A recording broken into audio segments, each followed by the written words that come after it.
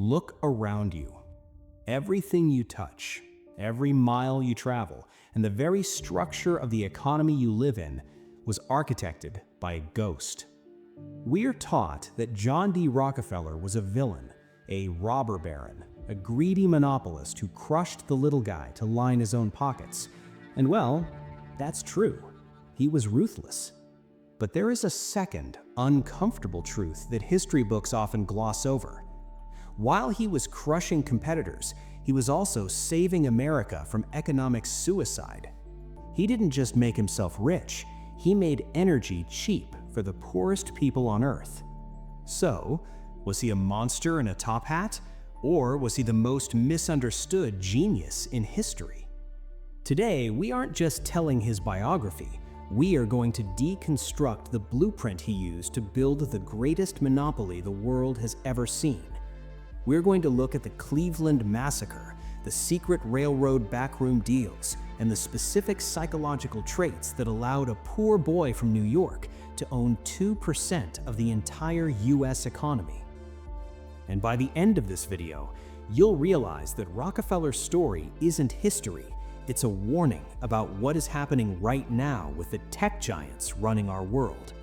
This is the story of Standard Oil. Let's get into it.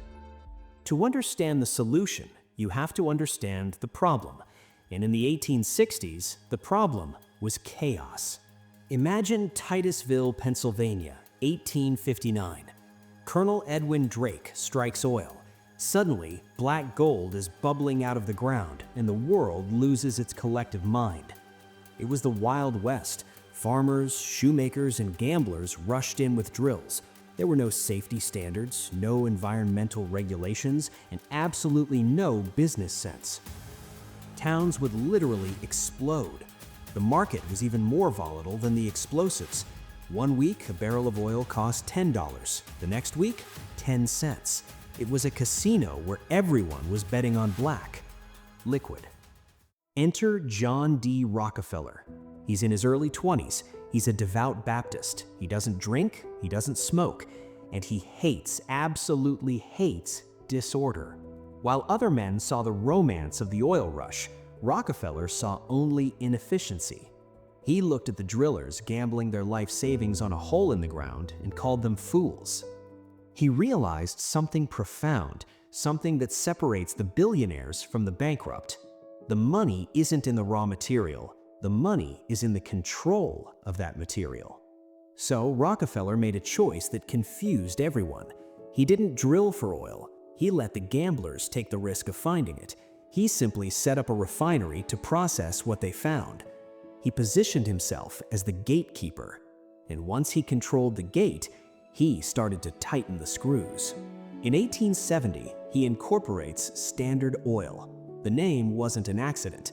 He was promising a standard of quality in an industry known for exploding kerosene lamps that burned down houses. He was selling safety. But behind the scenes, he was building a war machine. Rockefeller was obsessed with efficiency to a degree that bordered on mental illness. Here is a true story that perfectly encapsulates his mind. One day, Rockefeller is walking through a refinery. He watches a machine sealing oil cans with solder. He asks the foreman, "How many drops of solder do you use on each can?" The foreman says, 40. Rockefeller asks, "Have you tried 38? They try 38. The cans leak. He says, "Try 39. They try 39. The cans seal perfectly."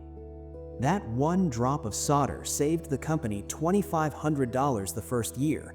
Over time, hundreds of thousands. Now apply that obsession to barrels, to wagons, to pipelines. This is called vertical integration. Most companies just refined oil. Rockefeller made his own barrels. He owned the wagons. He built the warehouses. He owned the forest that the wood for the barrels came from. By owning every step of the process, he cut his costs lower than anyone else could physically survive. And then, he weaponized it. In 1872, Cleveland had 26 oil refineries. Rockefeller wanted them all. But he didn't just want to buy them, he wanted to conquer them. He pulled off a move so controversial it's still studied in economics classes today. He went to the railroads, the lifeblood of the oil industry, and he made them a secret offer they couldn't resist. He said, "I will ship more oil than anyone else, guaranteeing you massive volume. But in exchange, you have to give me a discount, a rebate." But here is the evil genius part. He also demanded that the railroads pay him a fee for every barrel of oil his competitors shipped. Let that sink in. If you were a competitor trying to ship your oil, not only did you pay more than Rockefeller, but a portion of your ticket price went directly into Rockefeller's pockets. You were literally funding your own execution. This became known as the Cleveland Massacre. In less than 3 months, Rockefeller absorbed 22 of his 26 competitors. He didn't scream, he didn't threaten violence. He simply walked into their offices, opened his books, showed them that he could sell oil cheaper than they could produce it, and offered to buy them out.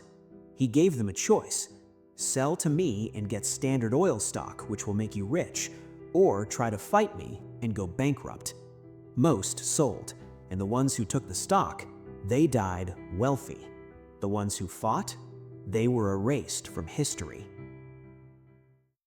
By the 1880s, Rockefeller controlled 90% of the US oil supply. He was effectively the king of energy. Now, if you ask a modern critic, this is where the story turns dark. A monopoly is bad, right? Monopolies raise prices, gouge consumers, and stifle innovation. That's Economics 101. But here is the Rockefeller paradox. As Standard Oil grew into a monster monopoly, the price of kerosene didn't go up. It dropped. It plummeted from 58 cents a gallon to 8 cents. Rockefeller was so obsessed with efficiency and scale that he made light, literal light, affordable for the working class. He saved the whales, by the way, because before cheap kerosene, we lit our homes by slaughtering whales for blubber. Rockefeller made whale oil obsolete. So, we have to ask the difficult question: was the monopoly bad? If you were a consumer, Rockefeller was a hero. If you were a competitor, he was a demon. But power, unchecked, eventually turns toxic, and Rockefeller was about to meet his match, not in the boardroom, but in the pages of a magazine. Meet Ida Tarbell.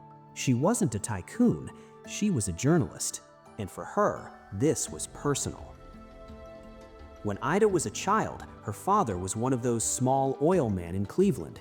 She watched from the front porch as the Cleveland Massacre destroyed his business. She watched her father crumble, ruined by Rockefeller's secret railroad deals. She never forgot, and she grew up with one goal: absolutely expose the machine that destroyed her family.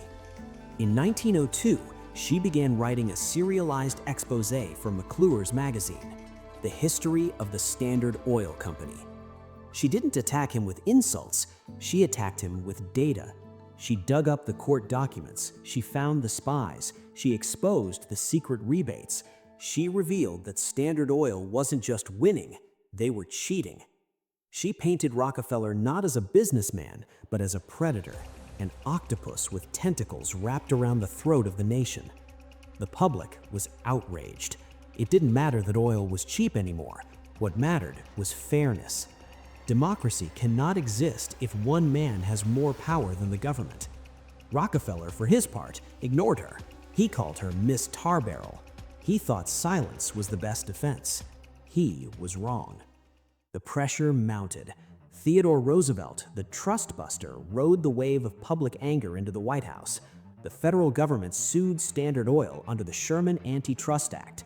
The case went all the way to the Supreme Court. The year is 1911.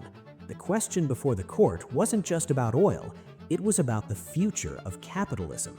Can a company be too efficient? Is being too good at business a crime? The verdict came down like a hammer. Guilty. The Supreme Court ordered Standard Oil to break up into 34 separate companies. The monopoly was dead. De Rockefeller had lost. The government had destroyed his life's work. He should have been devastated. But here is the final delicious irony of the story. When Standard Oil was broken up, it split into companies you know today: Exxon, Mobil, Chevron, Amoco. Rockefeller owned stock in all of them, and as it turned out, the sum of the parts was worth much more than the whole. Without the suppression of the monopoly, these new companies competed, expanded, and grew wildly. After the breakup, John D. Rockefeller's personal net worth tripled. He became the world's first billionaire, precisely because the government tried to destroy him. He spent the last 40 years of his life giving that money away, practically inventing modern philanthropy. If you've ever been to the University of Chicago or Spelman College or been cured by modern medicine funded by the Rockefeller Foundation, you are living in the world his money built. So we return to the question we started with. Was he a villain or a visionary? He was both. He was a man who showed us the absolute peak of what capitalism can achieve: efficiency, innovation, abundance, and he showed us the dark valley of what it costs: ruthlessness, control, and the destruction of fair play. Today, we look at Amazon, Google, and Apple. We see incredible efficiency. We see low prices. We see services we can't live without. But we also see the tentacles. History doesn't repeat itself, but it rhymes. Rockefeller wrote the playbook. The question is, are we reading the warning labels? Let me know in the comments, does efficiency justify monopoly? And if you want to understand how other titans built their empires, click this video right here.